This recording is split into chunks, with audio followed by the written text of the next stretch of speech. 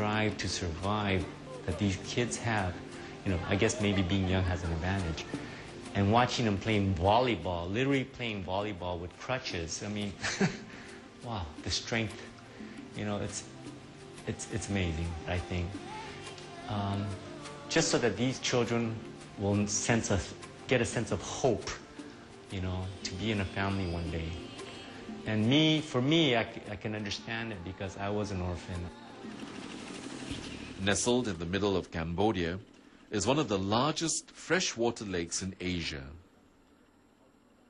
Half of the fish consumed in the country comes from this lake.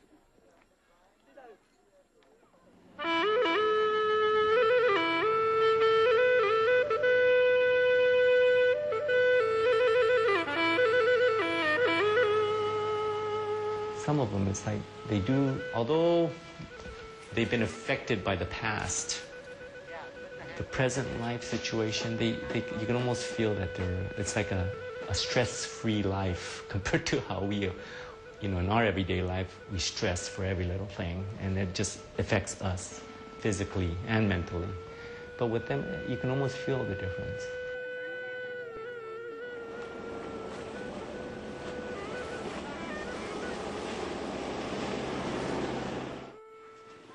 We're just at the outskirts of Angkor, at the nearest town to the ruins, Siem Reap.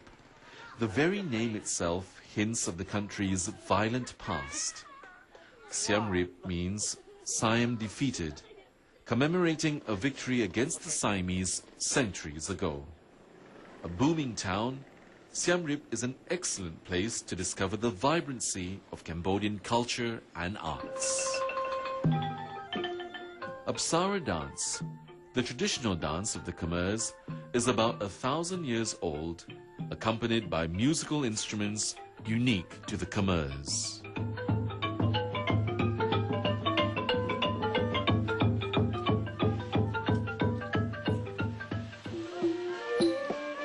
Siem Reap is also home to Artisans Angkor, a national project to teach and promote the ancient crafts.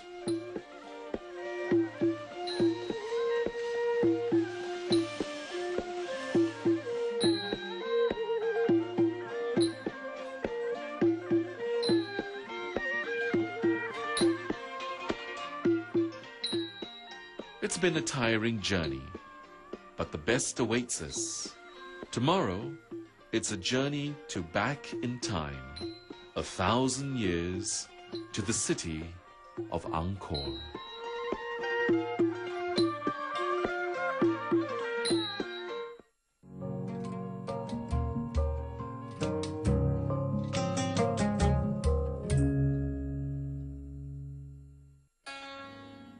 Angkor.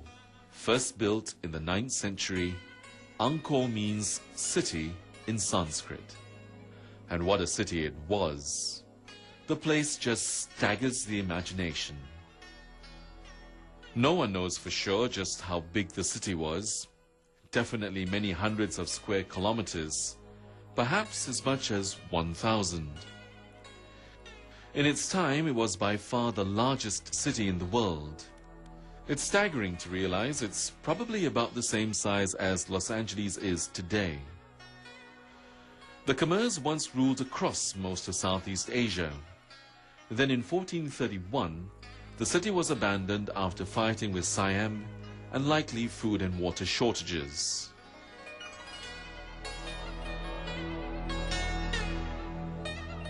Angkor was declared a World Heritage Site in 1992.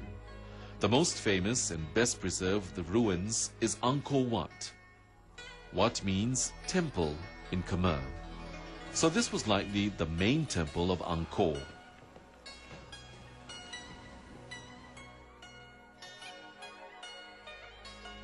Angkor Wat is just a tiny fraction of even the recovered parts of the city.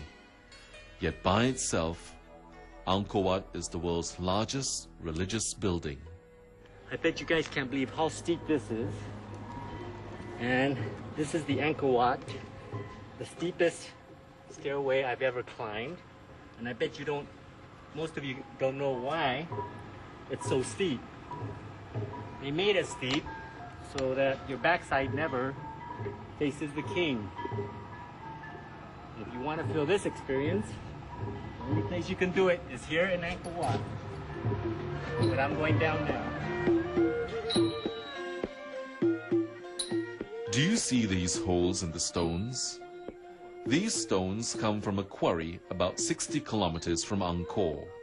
To ferry these stones here, wooden blocks were hammered into these holes. Just this temple alone took 50,000 craftsmen and laborers 40 years to build. It's not widely known that Angkor Wat in its day served two religions, first Hindu, then Buddhist, when the Siamese came in the 12th century. It is also considered the epitome of Khmer architecture. It is the symbol on Cambodia's state flag, a reflection of the past and a hope of the future. It is the only state flag in the world with a building depicted. There is much more to Angkor than just Angkor Wat. Here at Bayon, a collection of 37 towers each have 4 giant faces, each looking in one direction. There is some argument as to whether this is the face of Buddha or that of the king looking over his people.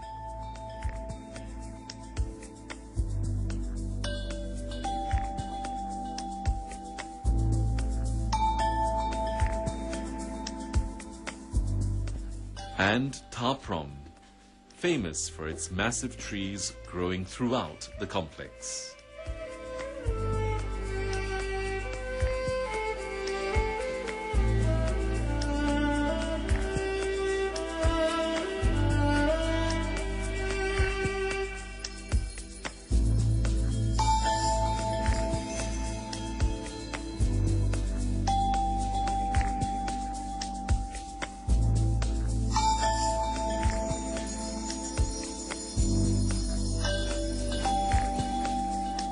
Walking through, there was this one interesting structure that we run into. When you look at the structure, the staircase, I mean, it was almost quite vertical, the steps.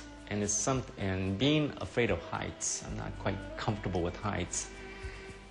Just the thought of climbing that, you know, I didn't think about doing it. But of course, trying to be more adventurous, I tried it. Of course, and my knees started wiggling. And I should say, this is probably the closest I'll ever get to rock climbing. I mean, I was so embarrassed. I wouldn't even doubt people were laughing at me from behind.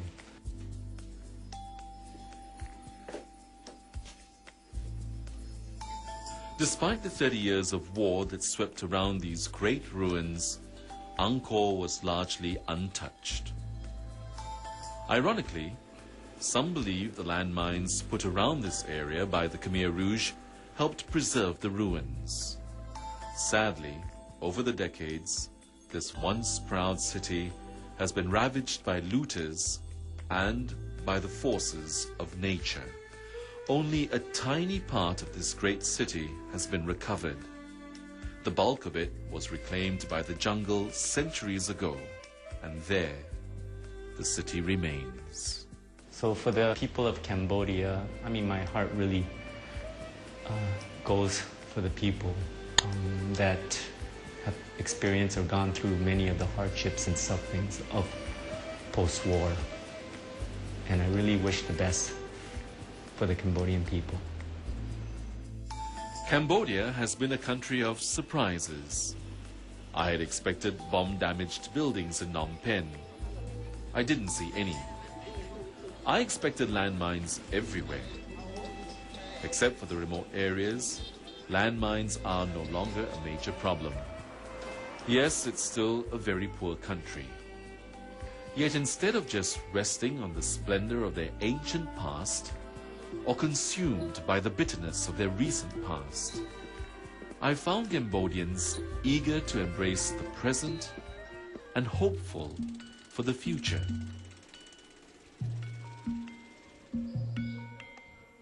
This short visit of Cambodia has been eye-opening. There is still so much more to see of this amazing country, a fusion of a rich past and a vibrant present.